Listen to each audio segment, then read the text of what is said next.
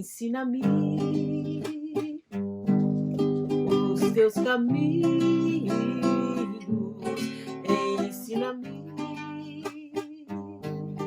em ti confio. Meu coração quer te amar mais e mais, viver com tua mão sobre mim, dia após dia. Ensina-me, ensina-me os teus caminhos, ensina-me, em ti confio. Meu coração quer te amar mais e mais, viver com tua mão sobre mim, dia após dia. Ensina-me, ensina-me os teus caminhos, ensina-me, em ti confio. Meu coração quer te amar mais e mais, viver com tua mão sobre mim, dia após dia. Ensina-me. Meu coração quer te amar mais e mais, viver com tua mão sobre mim, dia após dia. Ensina-me.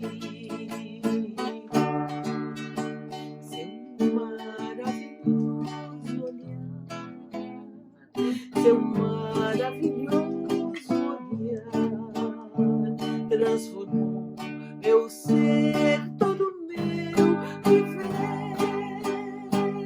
Seu maravilhoso olhar.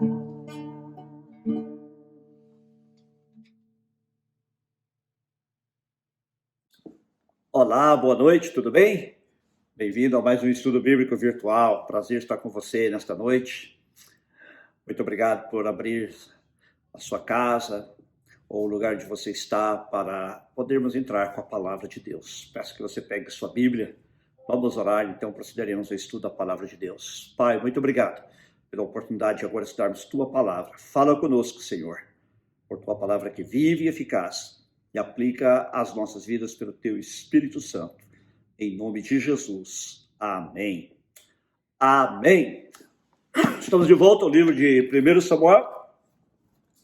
E nós lemos que, em determinado momento do ministério de Samuel, o povo pede um rei. Vamos ver 1 Samuel, capítulo 1, versículo 8. Quando Samuel ficou velho, constituiu seus filhos por juízes sobre Israel. O primogênito se chamava Joel, o segundo se chamava Abias. Eles foram juízes em Berseba, porém os filhos de Samuel não andaram pelos caminhos dele, ao contrário, inclinaram-se à avareza, aceitavam o suborno e perverteram o direito. Veja bem, mesmo que havia passado com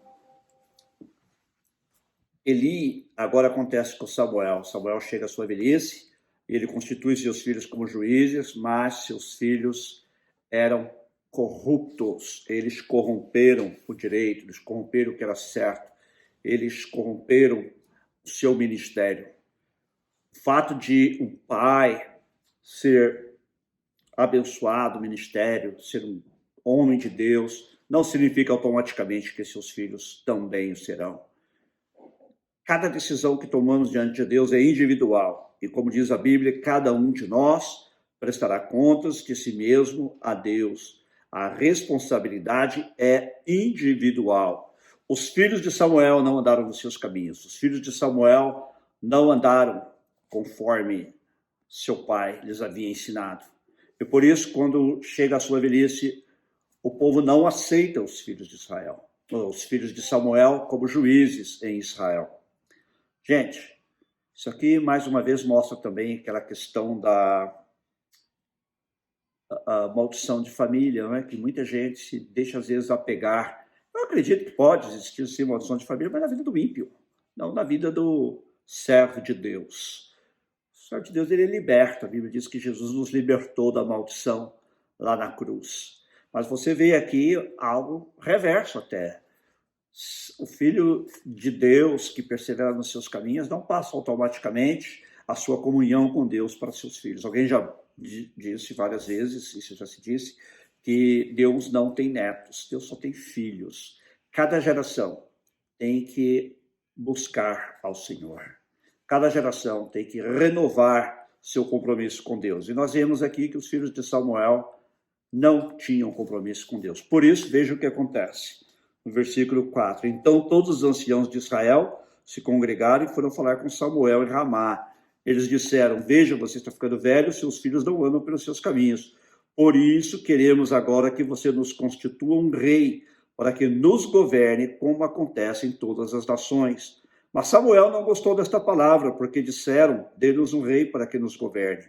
Então Samuel orou ao Senhor, e o Senhor disse a Samuel: atenda a voz do povo, em tudo o que lhe pedem, porque não foi a você que rejeitaram, mas a mim, para que eu não reine sobre eles. Veja bem, no versículo 9: agora, pois, atenda a voz deles, porém advirte solenemente, explique-lhes qual será o direito do rei que vier a reinar sobre eles. O povo, então, ao ver que os filhos de Samuel não correspondiam ao seu padrão moral e espiritual, pede a Samuel que estabeleça um rei, como as demais nações ao seu redor tinham. Será que ter um rei em Israel era contra a vontade de Deus? Embora Deus aqui diga a Samuel: atenda a voz do povo em tudo que lhe pedem, porque não foi a você que rejeitaram, mas a mim, para que eu não reine sobre eles. Deus já havia predito que chegaria o dia em que eles teriam um rei. Se você abrir sua Bíblia em Deuteronômio capítulo 17, especialmente a partir do versículo 14, fala que Deus um dia daria a eles um rei e quais seriam os deveres do rei. Leia depois, quando você puder, Deuteronômio 17. E Deus também havia dito quais seriam os privilégios do rei. Então, por que Deus disse: não foi a você que eles rejeitaram, mas a mim? Aparentemente, isso se deveu ao fato que ainda não havia chegado o tempo de Deus constituir um rei sobre Israel. Mas nós vemos aqui, sobretudo, um conflito entre dois modelos, dois tipos de governo. Primeiro, a teocracia. A palavra teocracia vem do grego theos, que é Deus, e kratos, que é governo, governo de Deus, versus a monarquia. Monos, em grego, significa um. A monarquia é o governo de um rei. O que, essencialmente, o povo estava dizendo é que nós não queremos mais a Deus como nosso rei. Nós queremos ter um rei humano como as demais nações têm. Até então, Israel era uma teocracia. Não é? Deus era o governante. Como já falamos em várias ocasiões, ele levantava juízes para liderar o povo, mas era Deus que comandava. Isso desde que Deus tirou o povo de Israel sob o comando de Moisés. Na verdade, o governo era de Deus. Moisés era apenas o instrumento de Deus para dar ao povo as leis de Deus, comandos de Deus, a direção de Deus. O mesmo aconteceu com Josué. Depois os juízes vieram como libertadores da opressão dos inimigos de Israel. Porém, o governo era o governo de Deus, era uma teocracia. Agora que Deus está dizendo essencialmente a Samuel é o seguinte: eles não me querem mais como rei, eles não querem mais uma teocracia, eles querem uma monarquia, eles querem ter um rei humano. Isso aqui me fala do conflito que acontece também em nossas vidas. Paulo fala que é um conflito dentro de nós, o conflito entre a carne e o espírito. A carne inclina para as coisas que são do mundo, para aquelas coisas que não agradam a Deus, enquanto o nosso espírito se inclina para as coisas de Deus, para as coisas espirituais. E nós enfrentamos diariamente este conflito dentro de nós. E todo dia nós temos que fazer uma decisão. Quem é que reina? Quem é que governa na minha vida? É Deus ou sou eu? A carne, ela está baseada no meu ego, não é? No meu eu. Eu posso tomar decisões, Deus respeita, e por eu tomar minhas decisões na carne, muitas vezes eu pago um alto preço, porque as consequências virão e eu sofrerei essas consequências. Enquanto que se eu me submeto a Deus e procuro sempre me colocar sob a direção de Deus, à disposição dele, para que ele me mostre sua vontade e eu procure fazer as coisas segundo a sua vontade, poderei até passar por lutas, mas não pelo mesmo sofrimento que eu passo quando eu tomo decisões erradas, quando eu deixo que o meu eu prevaleça. É uma monarquia, de certa maneira, é o governo de um. Eu governo, eu decido, eu digo, eu isso, eu aquilo. Esse conflito ocorre constantemente dentro de nós. Tá? Ou então eu reconheço o governo de Deus sobre a minha vida. Quando Jesus fala, busque primeiro o reino de Deus e a sua justiça, ele está se referindo a isso. O reino aqui não é tanto uma localização geográfica ou o reino físico de Deus, mas o reinado de Deus. O reinado de Deus sobre a minha vida. É o que Jesus nos ensina a orar, o Pai Nosso. Não é? Pai nosso que estás no céu, santificado seja o teu nome, venha o teu reino. Seja feita a tua vontade. Seja feito venha o teu reino significa venha o teu governo sobre nós, teu governo sobre mim, especificamente. E seja feita a tua vontade, assim na terra como no céu, ou seja feita a tua vontade aqui na terra como ela é feita nos céus. Seja feita a tua vontade na minha vida como ela é feita nos céus. Todos os dias tem que tomar essa decisão. Quem é que manda? Não é? Que todos os dias surgem situações da nossa vida onde nós somos como que compelidos a tomar uma decisão. Pessoas que nos machucam, pessoas que nos perseguem, pessoas que nos odeiam, situações adversas que nos acontecem. Como eu reajo? Eu reajo da carne. Eu trato as pessoas conforme a minha carne impera, manda que eu trate, ou eu trato as pessoas do jeito de Deus, do jeito que Jesus me ensinou. Essa é uma decisão diária. Diariamente eu tenho que decidir se eu sou o monarca da minha vida, se eu sou o rei da minha vida, ou se Deus é o rei. Conquanto Deus diga a Samuel que o povo rejeitou, ele ordena a Samuel que escolha um rei para Israel. Deus diz aqui, atenda a voz do povo, no versículo 7, em tudo que lhe pedem. Agora, pois, versículo 9, atenda a voz deles, porém, de vir solenemente, explica-lhes qual será o direito do rei que vier a reinar sobre eles. E ele diz, então, quais são os direitos. Mas veja bem, Deus é que determinou, então, que Samuel atendesse o desejo do povo. Então, Deus permitiu que o povo tivesse um rei. E este rei, conforme nós sabemos, foi Saul. Quando a gente ouve estudos sobre a vida de Saul, pregações sobre a vida de Saul, ou quando lemos mesmo na Bíblia, a maior parte da vida de Saul foi uma vida, daquilo que lemos, foi uma vida atribulada, uma vida de rancor, uma vida de ódio. Mas Saul não foi sempre assim. Saul, quando ele começou a reinar, era um homem muito humilde. No dia que era para ele ser escolhido diante de todo o povo, embora ele tivesse sido ungido particularmente por Samuel, ele se escondeu. Ele se escondeu e eles o acharam lá escondido no meio dos animais, demonstrando assim a sua humildade. A sua humildade. Quando ele começa também, ele ouve dizer, se você for comigo aqui, 1 Samuel, capítulo 11, não é? Os amonitas tinham sitiado Jabes de Gileade, e Saul se levanta e vai lá e derrota os inimigos de Israel. Não é? E o povo recebe bem aquela vitória de Samuel. Diz no capítulo 11, versículo 15, que todo o povo partiu para Gilgal, onde proclamaram Saul seu rei diante do Senhor, cuja presença trouxeram ofertas pacíficas. Saul muito se alegrou ali com todos os homens de Israel. E Saul começou muito bem. Isso que mostra que o que importa não é como você começa, mas como você termina. Quem era Saul? Ele era benjamita, né? Ele era da tribo de Benjamim, da família de Quis. A Bíblia diz que ele era um homem de boa aparência, ele era muito alto, diz que do ombro para cima ele ultrapassava todos, ou seja, o homem mais alto de Israel, depois de Saul, chegava somente até os seus ombros. Então, era um homem gigantesco, não é? Seria talvez como hoje um desses grandes jogadores de basquete, Shaquille O'Neal talvez tem 2,7 m ou 2,10 m de altura. Assim era Saul, porque todos os demais não chegavam senão aos seus ombros, né? Mostrando que ele realmente era alto. Ele aparentemente tinha também grande força física, né? Mas ele era um homem humilde. Ele começou humilde, ele derrotou os inimigos de Deus, inclusive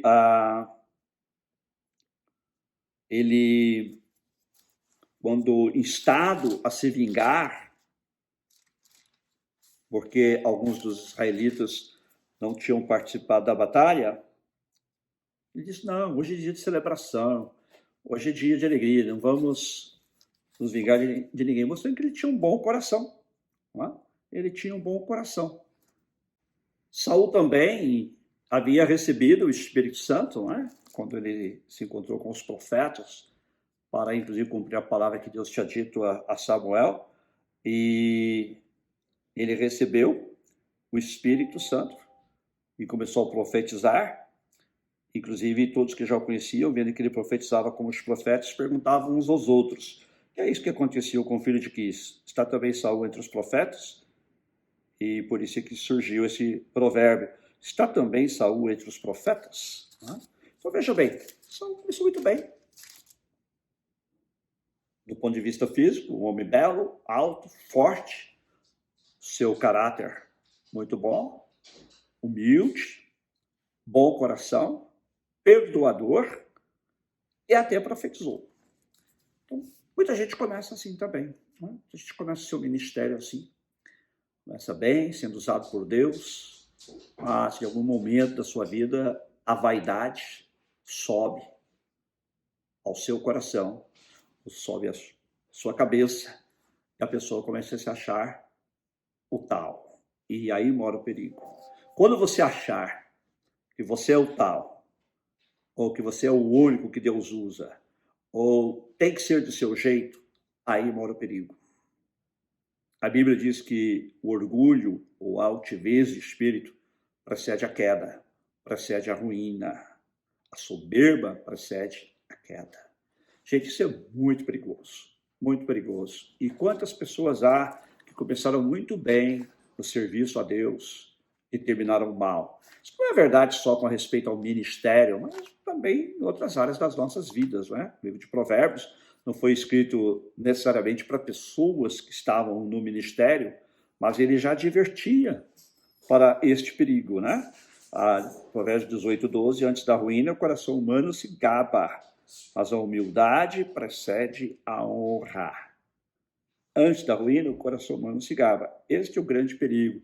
Se a pessoa começar a se gabar, achar que ela é tal, né? É a cereja do bolo, é aquele que, por quem todas as coisas devem ser medidas. Esse é o grande perigo, porque a Bíblia diz claramente que quando a pessoa se gaba, ela está a um passo da ruína.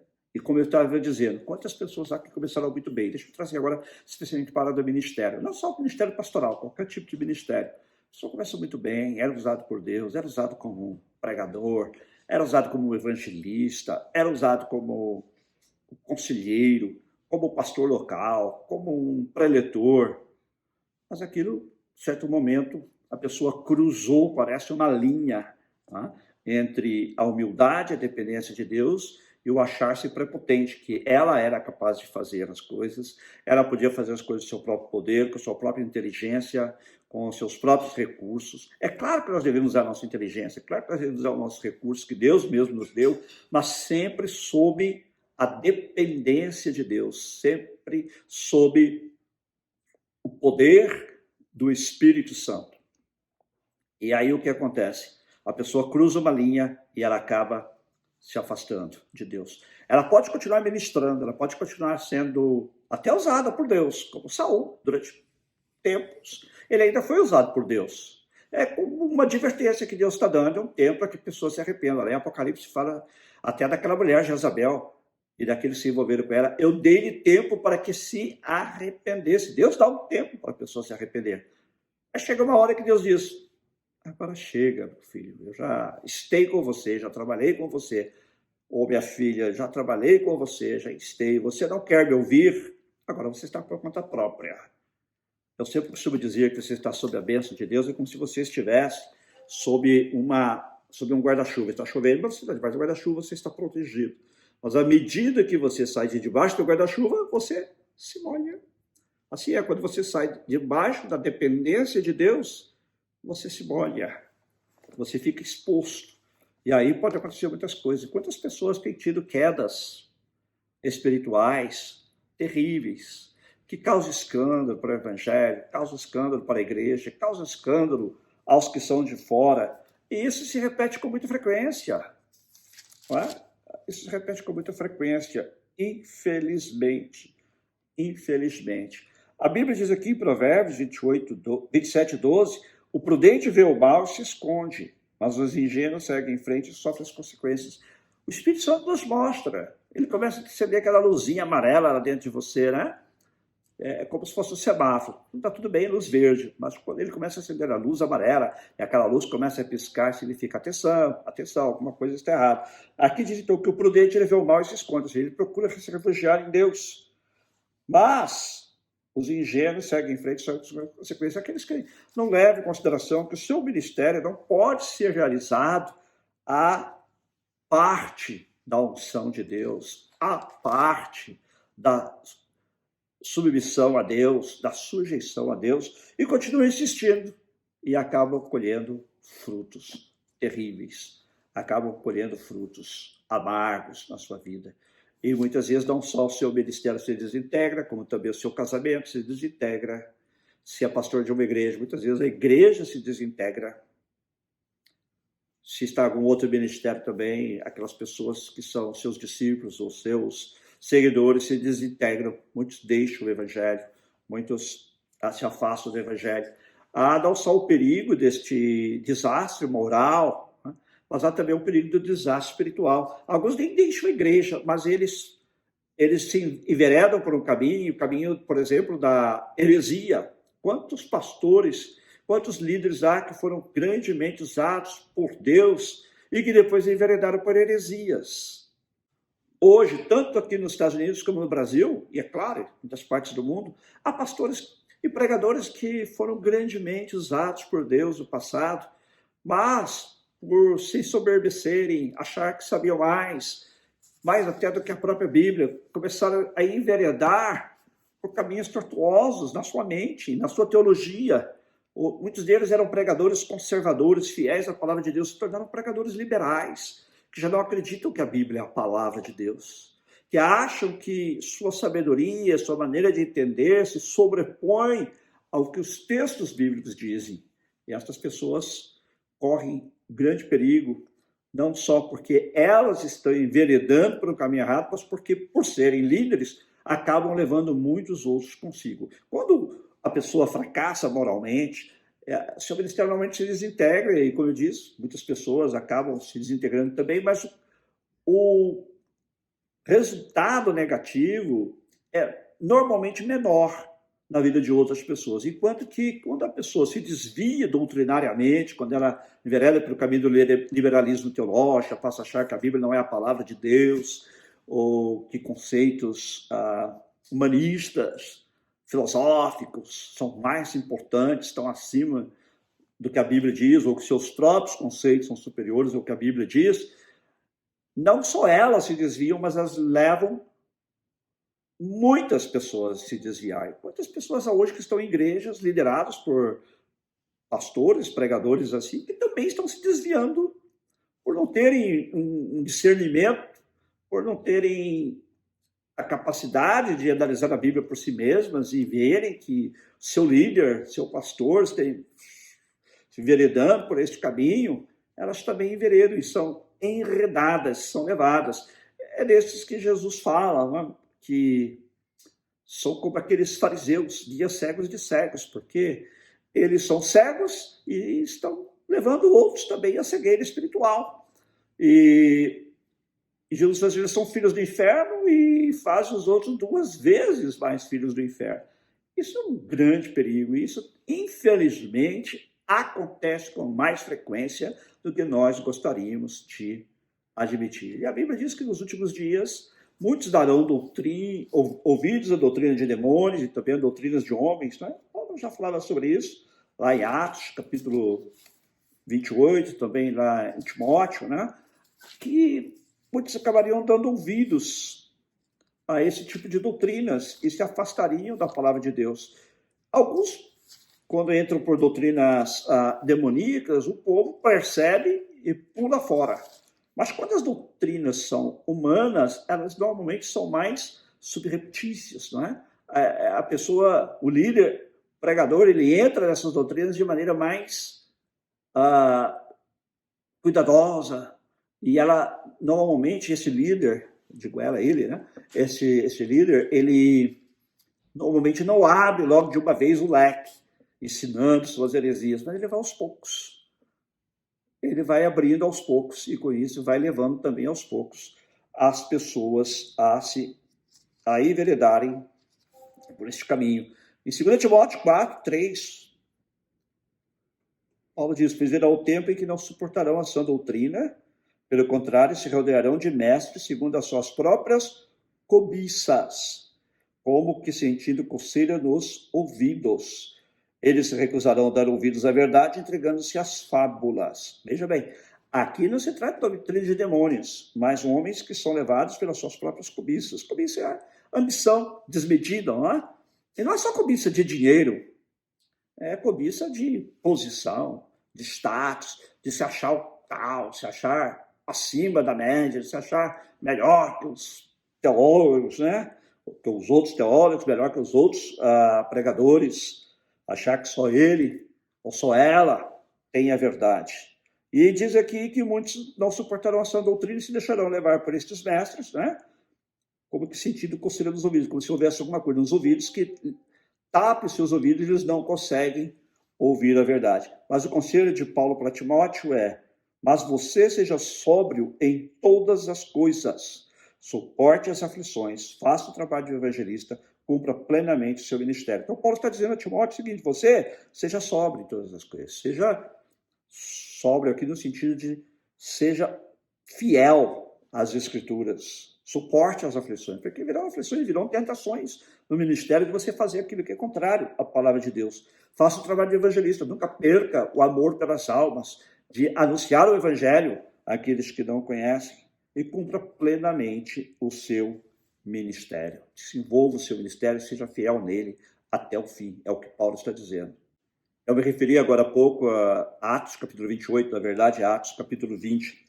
Paulo chamou os presbíteros, os pastores da igreja de Éfeso, a Mileto, cidade onde ele se encontrava, seu caminho para Roma, onde ele estava indo como prisioneiro, e ele diz assim, a partir do versículo 29, eu sei que depois da minha partida aparecerão no meio de vocês lobos vorazes, que não pouparão o rebanho. Esses lobos vorazes, pessoas que entrariam disfarçados de ovelhas, mas que na verdade são lobos. Porém, veja o que ele diz, versículo 30, e que até mesmo entre vocês, ou seja, saindo do meio de vocês, saindo do seio da igreja, que até mesmo entre vocês se levantarão homens falando coisas pervertidas para arrastar os discípulos atrás de si. Homens se levantarão falando coisas pervertidas para arrastar os discípulos atrás de si. Homens que pervertem a palavra de Deus, homens que distorcem a palavra de Deus. Qual é o remédio para essa situação? Se você está dela, primeiro você deve se arrepender. Se você está seguindo um desses vídeos, também você deve se arrepender, pedir perdão a Deus, procurar uma igreja que seja firme na palavra de Deus. E depois seguinte, Paulo diz assim no versículo 32, agora, pois, eu os entrego aos cuidados de Deus e a palavra da sua graça, que tem poder para edificá-los e dar herança entre todos os que são santificados. Procure a palavra de Deus.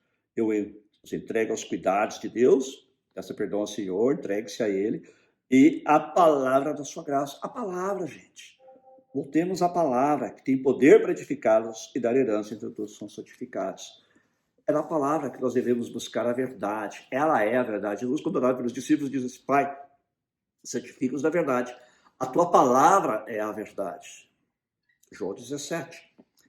Então, alguém pode começar bem, como Saul começou bem, e terminar mal, como Saul terminou mal. Nós vamos falar mais sobre isso da próxima vez, como foi que ele terminou.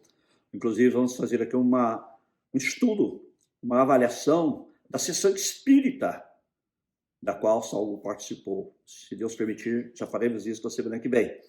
Porém, hoje eu quero me concentrar nisso. Você pode começar bem, ir bem até certo ponto na sua vida ou no seu ministério e terminar mal. Se você começou bem e está indo mal hoje na sua vida espiritual, você acha que tudo bem, tudo é válido. Arrependa-se enquanto há tempo. Dê-lhe tempo para que se arrependesse, disse o Senhor lá em Apocalipse. É tempo de arrependimento, buscar a Deus, voltar ao primeiro amor, como ele mesmo diz também, lá em Apocalipse 2, não é? É a hora de voltar à prática das primeiras obras. Volte àquilo que é simples, volte àquilo que é genuíno, volte àquilo que é o Evangelho. O Evangelho é simples, não é complicado, não é? E volte à sã doutrina. Às vezes eu sei, a gente estuda e fica cheio de filosofias na cabeça. Eu conheço muitos crentes que estudaram filosofia e se afastaram do Evangelho. Por outro lado, eu conheço muitos crentes que estudaram filosofia e ficaram mais firmes. Porque o seu embasamento estava na palavra de Deus. E quando eu estou embasado na palavra de Deus, não é filosofia, não é psicologia, não é parapsicologia, não é psicoterapia que vai me afastar da palavra de Deus. Porque só vão confirmar a palavra de Deus. Não é? Muitos cristãos que estudam medicina são firmes. A cristãos que estudam medicina se afastam de Deus e outros ficam mais firmes, porque reconhecem Deus, o Criador, e veem que a medicina tem muito a ver com a palavra de Deus. Não é? E outro dia eu falo mais sobre isso. Outros estudam, como eu falei, a sociologia, a antropologia se afasta da palavra de Deus. E há muitos cristãos firmes que são antropólogos, que são sociólogos. Então a questão é o seu coração, não é o que você estuda, é a sua mente que está fraca, seu coração que está fraco, se não tem um compromisso com Deus, se não tem um relacionamento íntimo com Deus, a qualquer vento de doutrina, como diz Paulo, você se afasta. Qualquer ideia nova que aparece, abala a sua fé.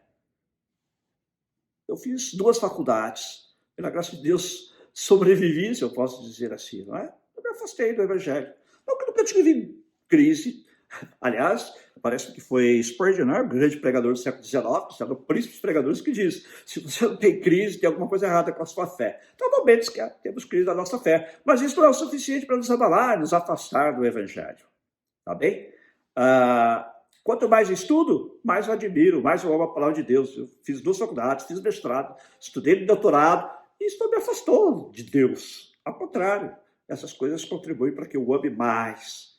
Eu vejo que eu ganho conhecimento, eu ganho entendimento, isso aumenta o meu amor por Deus, mas essas coisas me dão conhecimento e entendimento, mas não sabedoria, porque a Bíblia diz que o temor do Senhor é o princípio da sabedoria. E aí é que é o perigo, quando você acha que essas coisas te fazem sábio.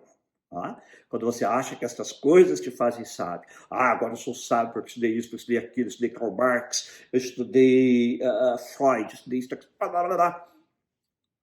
aí está o perigo. Cuidado.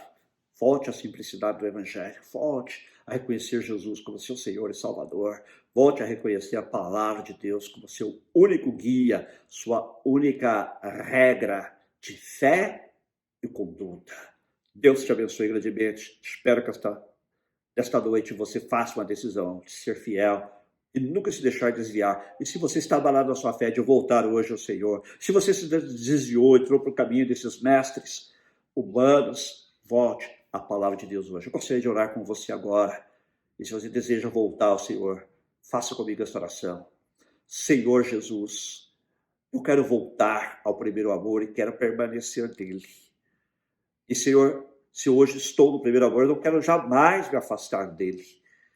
Eu quero, Senhor, fazer a tua vontade. Quero reconhecer a minha pobreza espiritual, a minha necessidade de ti, a minha total dependência de ti. E quero ficar firme na tua palavra. Sei que aos olhos humanos, nós, os cristãos, às vezes somos ridicularizados. Eles consideram a Bíblia, a tua palavra, Senhor, como indigna de confiança, mas a tua palavra tem resistido ao longo dos séculos, e todas essas ideias humanas passam. Todas essas ideias humanas fracassam, mas a tua palavra, ela é firme, porque como está escrito, ela está firmada nos céus, Senhor. Por isso ela nunca vai se abalar. Tudo passará, mas a tua palavra não passará. A tua palavra permanece para sempre.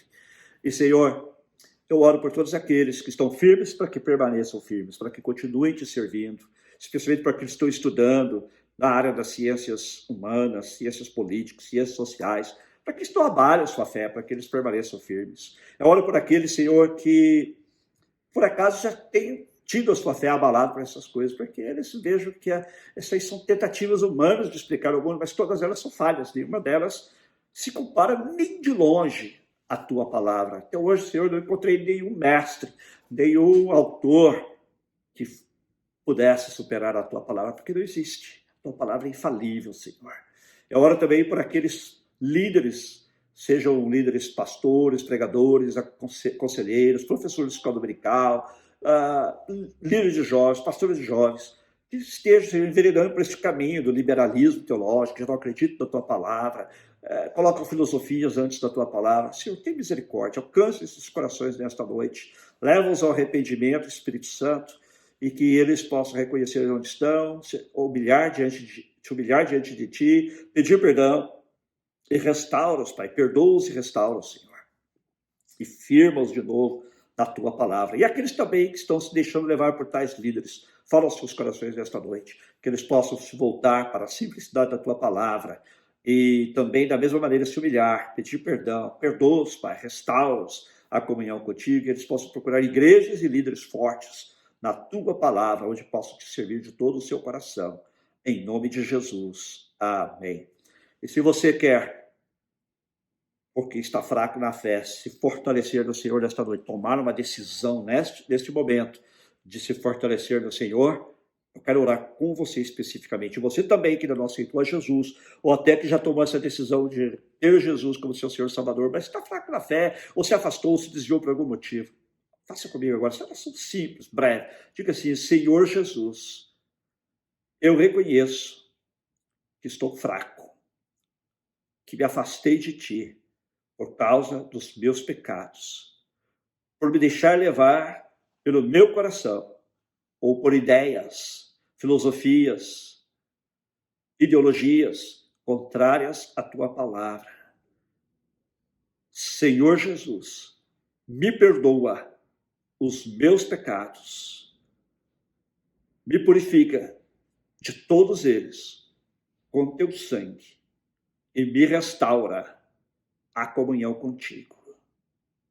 Senhor, livra-me de ser como Saul, que começou bem e terminou mal. Ajuda-me a perseverar nos teus caminhos e a ficar sempre firme na verdade da tua palavra. Em nome de Jesus. Amém. Amém. Deus te abençoe grandemente. Quero convidar você também a assistir o nosso culto domingo, às 5 horas da tarde, horário de Los Angeles, 10 horas da noite, horário de Brasília.